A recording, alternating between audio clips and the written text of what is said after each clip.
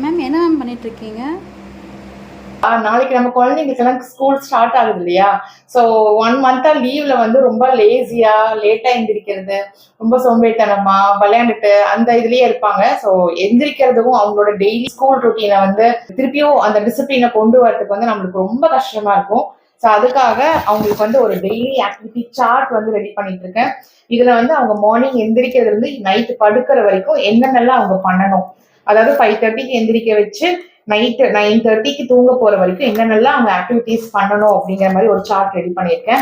இதுல வந்து நிறைய அவங்கள இன்ஸ்பயர் பண்ற மாதிரி மோட்டிவேஷனல் வேர்ட்ஸ் எல்லாம் ஆட் பண்ணியிருக்கேன்.